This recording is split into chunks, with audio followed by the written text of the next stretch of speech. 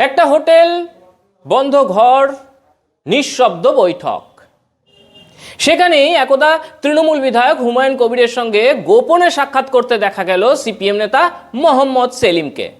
বৈঠক প্রকাশ্যে আসতেই সেলিমের ব্যাখ্যা, তিনি নাকি শুধু হুমায়ুন কবিরের সঙ্গে দেখাই করতে গিয়েছিলেন, কোনো জোট, কোনো রাজনৈতিক বোঝাপড়া এমন কিছুই হয়নি, সবটাই নাকি নিছক সৌজন্য সাক্ষাৎ।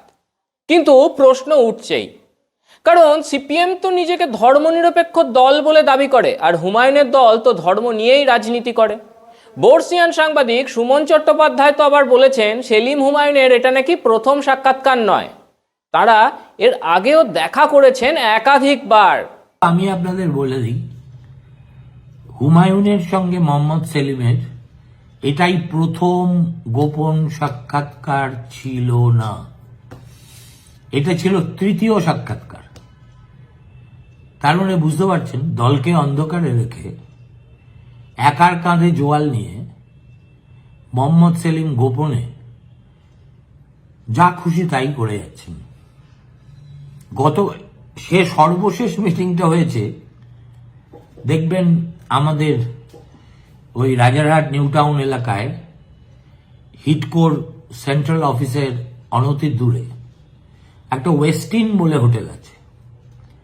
সেই হোটেলের 27 তলা 2708 রুম নম্বরে প্রায় সোয়া ঘন্টা রুদ্ধদ্বার বৈঠক হয়েছে হুমায়ুনের সঙ্গে মোহাম্মদ সেলিমের।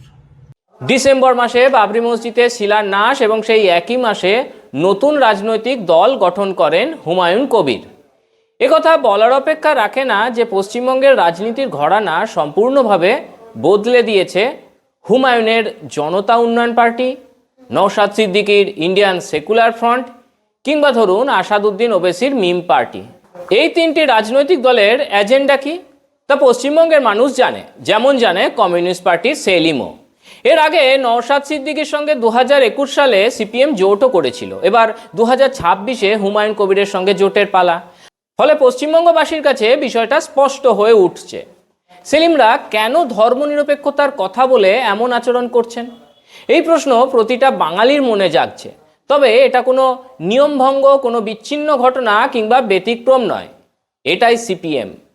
এমনটা নয় যে এই সেলিম প্রথমবার মুসলিম রাজনীতিকে প্রমোট করছেন বা ধর্মনিরপেক্ষতার নামে মৌলবাদকে সমর্থন করছেন। কমিউনিস্ট পার্টির প্রতিষ্ঠা লগ্ন থেকেই এই হিন্দু বিরোধিতার ধারা চলে আসছে। আজ এ নিয়েই আমাদের ভিডিও, শেষ পর্যন্ত দেখুন। ভিডিওটি দেখে কমেন্ট করে জানান আপনাদের মতামত। ভালো লাগলে আমাদের চ্যানেলটিকে লাইক ও সাবস্ক্রাইব করুন। নমস্কার, আমি শুভ্র চট্টোপাধ্যায় আর আপনারা দেখছেন মাধ্যম। সিপিএমের অন্যতম প্রতিষ্ঠাতা সদস্য মুজাফফর আহমেদ, সংক্ষেপে কাকা বাবু, যার নামেই আলিমুদ্দিন স্ট্রিটে রয়েছে সিপিএমের পার্টি অফিস, মুজাফফর আহমেদ ভবন, তাদের রাজ্য পার্টি অফিস। নিজের আত্মজীবনীতে তিনি ঋষি বঙ্কিমচন্দ্র ও বন্দে মাতরম নিয়ে যে ভাষা ব্যবহার করেছেন তার সঙ্গে আজকের এই মোহাম্মদ সেলিমদের ভাবনার যথেষ্ট মিল পাওয়া যায়। হ্যাঁ, মুজাফফর আহমেদ একজন কমিউনিস্ট ছিলেন, কিন্তু তিনি নাস্তিক ছিলেন না। তিনি ধর্মনিরপেক্ষতার কথা বলতেন, কিন্তু নিজের সম্প্রদায়গত পরিচয়কে অস্বীকার করতেন না। অর্থাৎ আজ আপনারা যেটা দেখতে পাচ্ছেন, মোহাম্মদ সেলিম গোপন ঘরে বসে হুমায়ুনের সঙ্গে বৈঠক করছেন, এটা কোনো বিচ্ছিন্ন ঘটনা বা নতুন কিছু নয়। সিপিএমের মুসলিম নেতারা চিরকালই এভাবে হিন্দু বিরোধী রাজনীতি করে এসেছেন। মুজাফফর আহমেদ নিজের আত্মজীবনীতে লিখছেন, বঙ্কিমচন্দ্র চট্টোপাধ্যায়ের আনন্দমঠ থেকে সন্ত্রাসবাদী বিপ্লবীরা প্রেরণা লাভ করতেন। ভাবুন একবার, বিপ্লবীদের সন্ত্রাসবাদী আখ্যা দিচ্ছেন কে? স্বয়ং মুজাফফর আহমেদ। এরপর তিনি বলেন, এই পুস্তকটি শুরু থেকে শেষ পর্যন্ত সাম্প্রদায়িক বিদ্বেষে পরিপূর্ণ।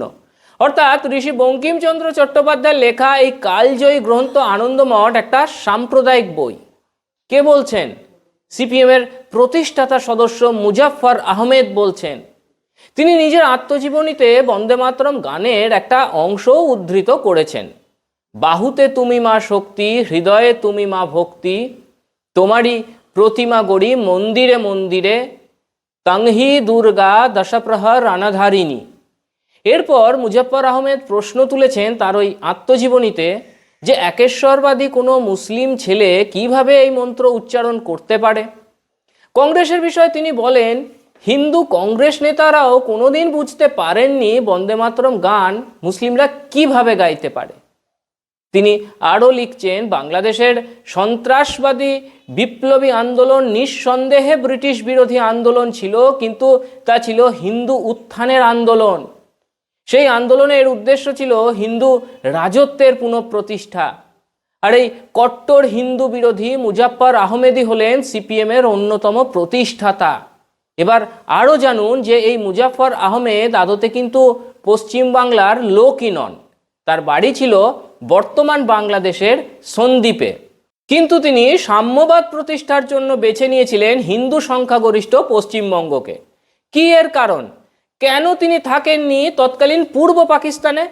কেন তিনি সাম্যবাদ প্রচার করেননি মুসলিম জনসমাজের ভিতরে? পশ্চিমবঙ্গের হিন্দুদের বিপদগামী করাই কি ছিল তার গুপ্ত উদ্দেশ্য? প্রশ্ন থেকেই যায়।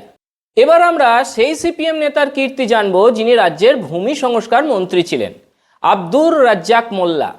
2011 সালে কমিউনিস্ট পার্টি পরাজিত হওয়ার পর তিনি হজ পালন করতেও যান। পরবর্তীকালে এই নেতা তৃণমূলেও যোগদান করেন এবং বিধায়ক হন। আপনাদের জানা দরকার, মরিচঝাপির উদ্বাস্তু নমশূদ্র গণহত্যার মাস্টার মাইন্ড ছিলেন তিনি। আব্দুর রাজ্জাক মোল্লা, যিনি চাষার বেটা নামে নিজের পরিচয় দিতে ভালোবাসতেন, বামফ্রন্টের প্রাক্তন ভূমি ও ভূমি রাজস্ব মন্ত্রী। 1977 থেকে 2016 সাল পর্যন্ত তিনি ক্যানিং পূর্ব বিধানসভার বিধায়ক ছিলেন এবং 2016 থেকে 2021 সাল পর্যন্ত ভাঙড় বিধানসভার বিধায়ক ছিলেন। এই চাষার বেটা 1991 থেকে 2011 সাল পর্যন্ত রাজ্যের ভূমি ও ভূমি রাজস্ব মন্ত্রী ছিলেন। তারপরে 5 বছর বিরোধী বিধায়ক হিসেবে কাটিয়ে 2016 সালে তিনি তৃণমূলে যোগ দেন, ভাঙড়ের এমএলএ হন এবং 2021 সালে রাজনীতি থেকে অবসর নেন। 2025 সালে 81 বছর বয়সে ভাঙড়ের নিজের বাড়িতেই তার মৃত্যু হয়। ভদ্রলোকের সাদামাটা জীবনযাপনের জন্য তাকে ঘিরে বহু গল্প প্রচলিত ছিল।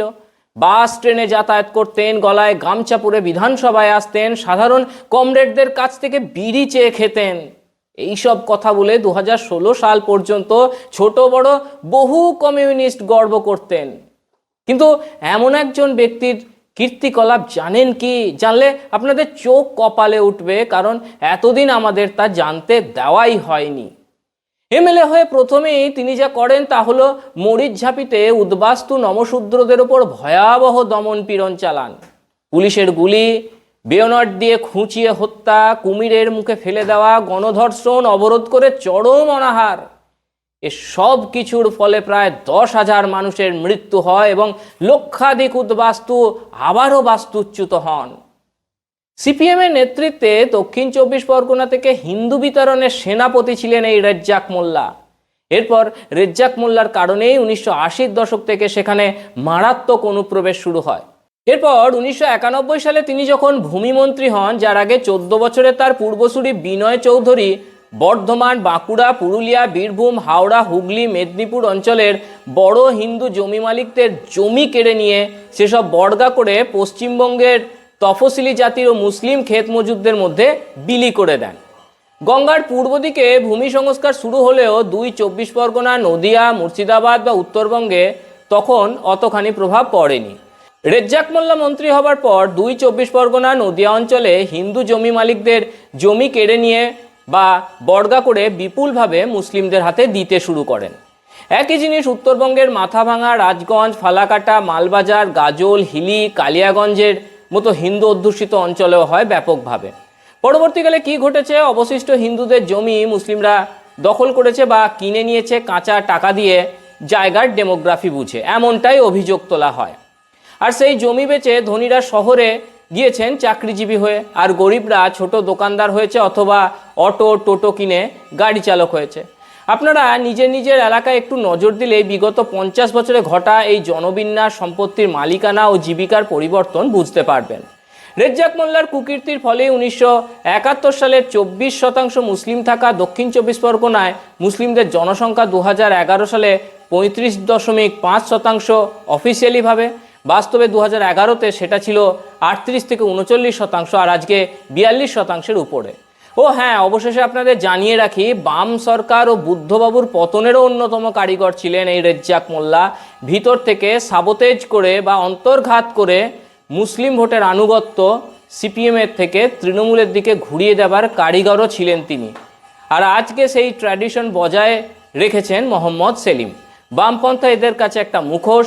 প্রগতিশীলতার ও ধর্মনিরপেক্ষতার মোড়কে সিপিএম বা অন্যান্য বামপন্থী দলকে ব্যবহার করে এরা চালিয়েছে গুপ্ত জেহাদি এজেন্ডা, সর্বনাশ করেছে হিন্দু বাঙালির। আপনি কি সিপিএমের হিন্দু বিরোধী এজেন্ডা বিষয়ে সচেতন? জানান আপনাদের মতামত কমেন্ট করে। আজ এখানেই শেষ করছি। কেমন লাগলো আমাদের ভিডিওটি জানাতে ভুলবেন না। সঙ্গে থাকুন, দেখতে থাকুন মাধ্যম।